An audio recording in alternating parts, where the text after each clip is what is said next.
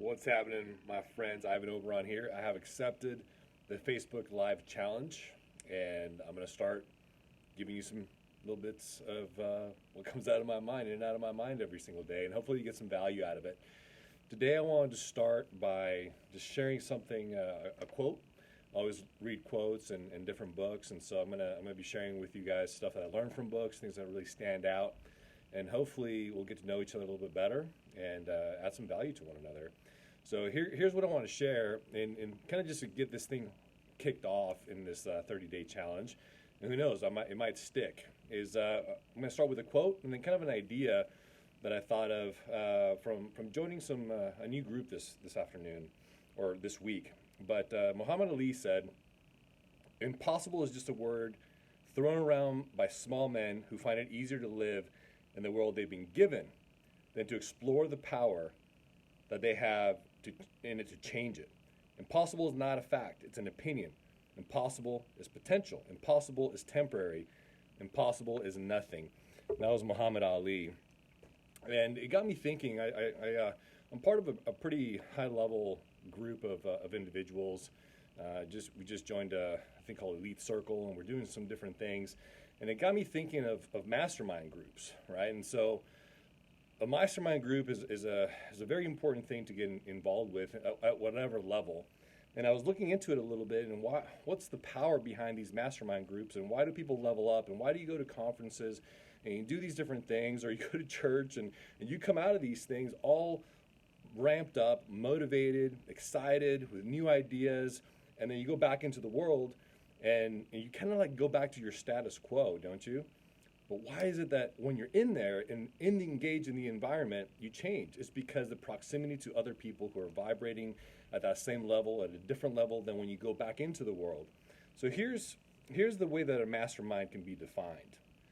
It can be defined as the coordination of knowledge and effort in a spirit of harmony between two or more people for the attainment of a definite purpose.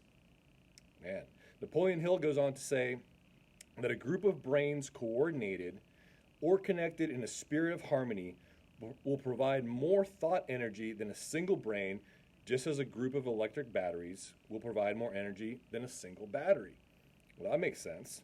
There is synergy in the coming together of great minds. Put another way, a mastermind is a group of success-minded individuals that meet regularly to learn the principles that help originate and receive ideas that will motivate, inspire, and move each other in a direction of their goals.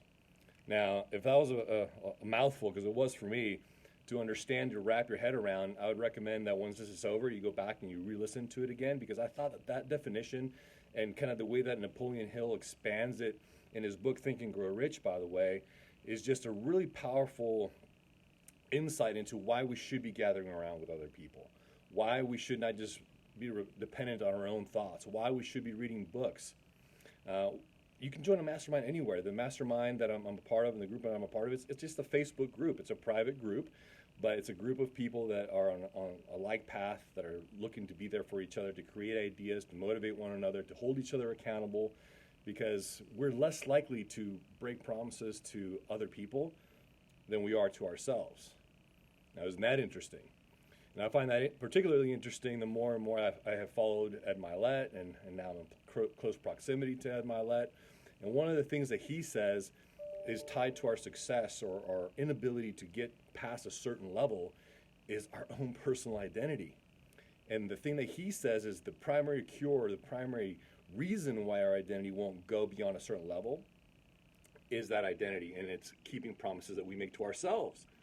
And so if we're more likely to break promises to ourselves and other people, then we really better get around some other people that can hold us accountable so that we stop breaking those promises to ourselves and our identity can continue to increase and we can reach those higher levels of success and achievement and personal development and growth that I think we're really all after.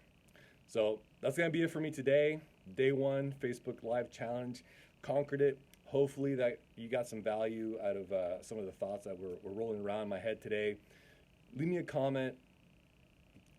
Connect with me. Like, part of why I'm doing this is because I really do want to get to know you all better and connect with like-minded people, create that tribe. And we'll see you on the next one. Thanks so much, guys. Talk to you later.